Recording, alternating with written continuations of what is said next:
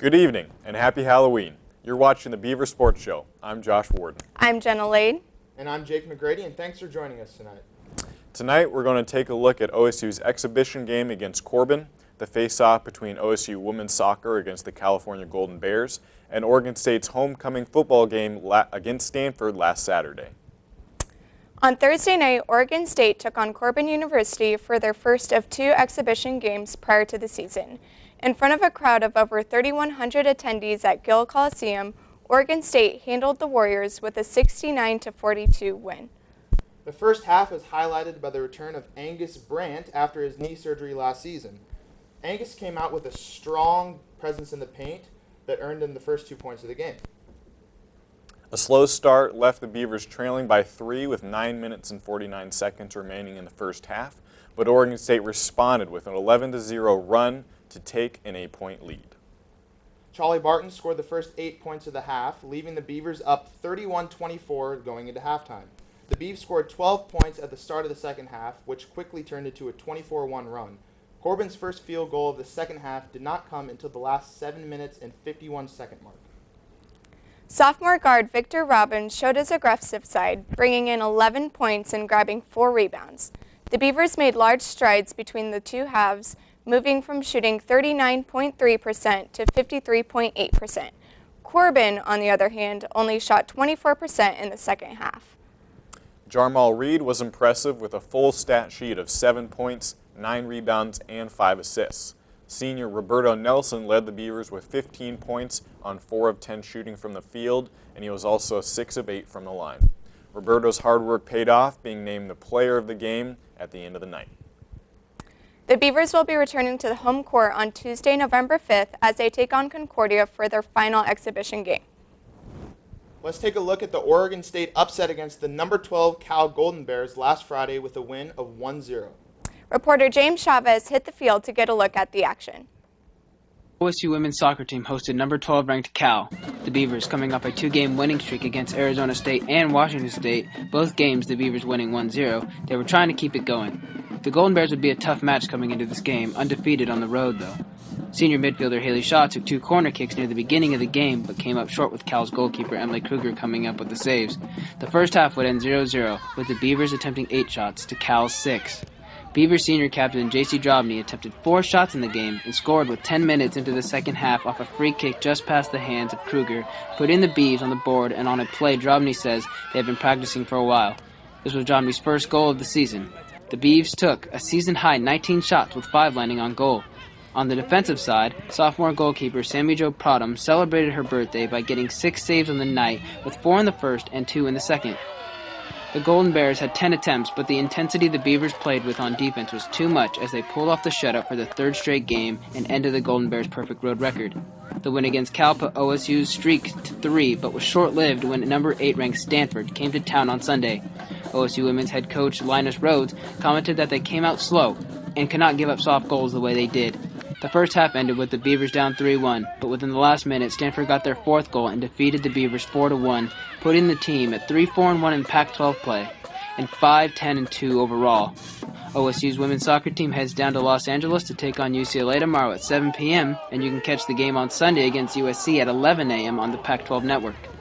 The Beavers take to the road to face off against UCLA and USC this weekend. When they return home, they'll take on U of O in a Civil War match on November 7th. So OSU's homecoming game was last Friday against Stanford, and our correspondents Katie Beasley and Amber Weber were on the field with the sideline action. Hi everyone, I'm Katie Beasley and I'm here at the tailgate for our homecoming game versus Stanford. I'm here with Joe. Tell me a little bit about your tailgate here. Well, this is a tailgate we've been having for a few years now, and good time with good people, and just looking for a Beaver win here. It looks pretty lively. Did you make this bus yourself? Didn't make it myself. A lot of help with a lot of people, but it's a good party bus. All right. So do you have any predictions for today's game? I think the Beavers by 10. All right. Do you have any last-minute messages for the team? Go Beavs. Go Sean.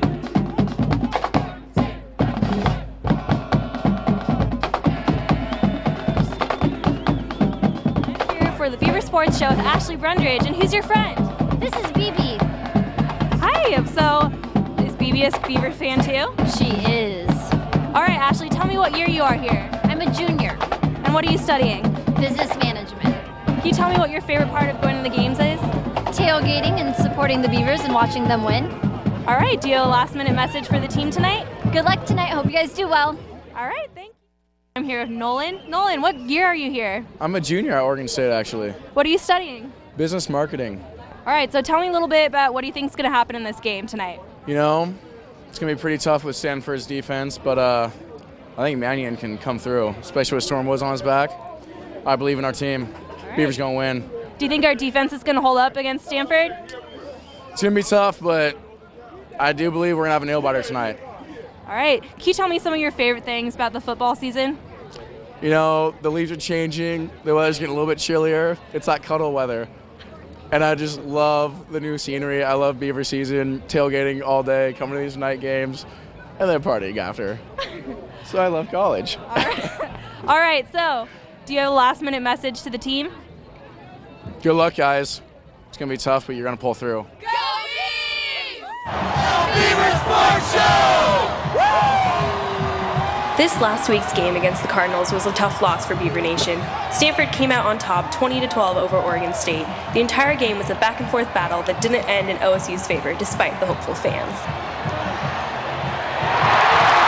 Next up is Sean Mannion. Even though this wasn't Mannion's top performance, this game showed how much he has matured. He was sacked 9 times, and in the past he would have hurried and thrown a couple interceptions in the circumstances. But he didn't. He didn't make any bad decisions, and he completed most of his passes. Overall, even though he didn't produce in his number, he showed that he's matured as a player. Earlier this season, the defense was criticized for not holding up to their standards, but in this game, they showed up and kept Stanford's offense under 300 yards.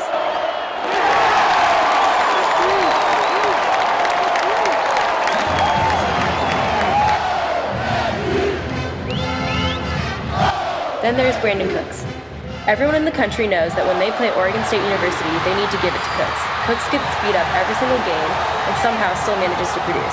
Last game versus Stanford, he averaged 8.9 yards per run, including 1 touchdown. I'm excited to see what happens next game versus USC, especially from Cooks and Mannion. Okay, so why don't we talk about the homecoming game? Yeah, well, as you guys can see, you know, I was on the sideline for that game, working for ESPN that game. I got taken out by my boy Cooks, but that was a pretty devastating loss. That was a huge hit to the fan morale. You could tell it in the team when they were leaving. Like I said the last show, I called this. I said the key to the win, if we were going to beat Stanford, would be our offensive line. And I'm just going to come out and say it. We played terribly on offensive. The offensive line played terribly. Sean Mannion was sacked 8 times. 8 times in one game, and we've had 9 sacks going into that game. Yeah. So it's 1 less than what we've had in the first 7 games of the season. You know, the pass game is completely the only way that we've been scoring these last 7 games. So with that kind of pressure they put on Mannion, you know, we had some great looks to Cooks and Mulaney, but we just couldn't get it done with the way they were pressuring us at all. Yeah. It's not much of a surprise because Stanford is actually tied for the lead in sacks in the Pac-12. One of the things that the Beavers tried to do to counteract the pass rush from the front 7 of Stanford was to go to the screen game. And they did that a lot to the tight ends in the third quarter. Teron Ward ended up with 5 catches coming out of the backfield. Teron had a good game. Yeah, he did. And he was even the leading rusher with only 3 carries. And the Beavers had to take those checkdowns, just short passes. And they did that, but Mannion was still sacked 8 times. They couldn't work on those long developing plays that Brandon Cooks just thrives on throughout the game. It was a couple of those key momentum-changing turnovers. The kickoff, Stormwood's fumble that was recovered, but it was those turnovers that really just took the energy out of the game completely, especially going into halftime. I think Beavers really fought down the stretch. I mean, there was that controversial call with a punt late in the game, but then every time it seemed that the Beavers were about to be out of it, they came back in. They forced that fumble by Stanford with about 4 minutes left, and then they had the big punt return, almost got down there. A couple different plays in that game, and Oregon State beats the number 5 team in the country. And Oregon State played right with one of the best teams in the nation. Right.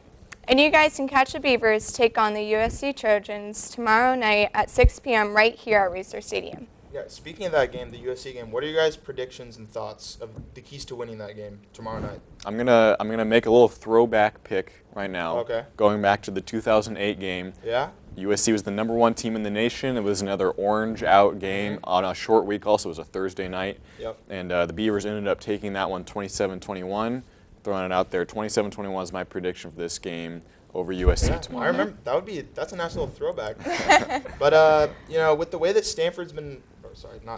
with the way that USC's been playing over the last 2 weeks, they're 2-1 under their interim head coach. I can see it being a little bit more of a high-scoring game. So if I had to choose, I would say 31-21 Beavs. Okay. If I had to make a pick. And I think it's going to be more of a low-scoring game, just because they both have strong defenses. I agree with that. But I also go, of course, with the Beaver win because USC hasn't won in Racer since 2004. Also, they have numerous injuries. Marquise Lee being a huge one. Questionable for tomorrow, yeah. Yeah, and I checked out a poll on Oregon Live, and 80% of the people who took the poll said it's going to be an Oregon State win. So I think Reser Stadium has really been like the Bermuda Triangle for USC. I mean, they haven't won since 2004, and they've only won once since 1997 in Corvallis.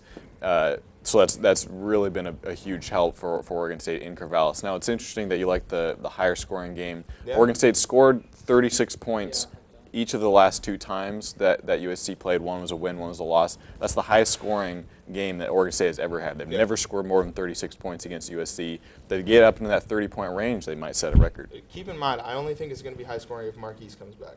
Okay, that's true. He's probable. He's probable. I think he will.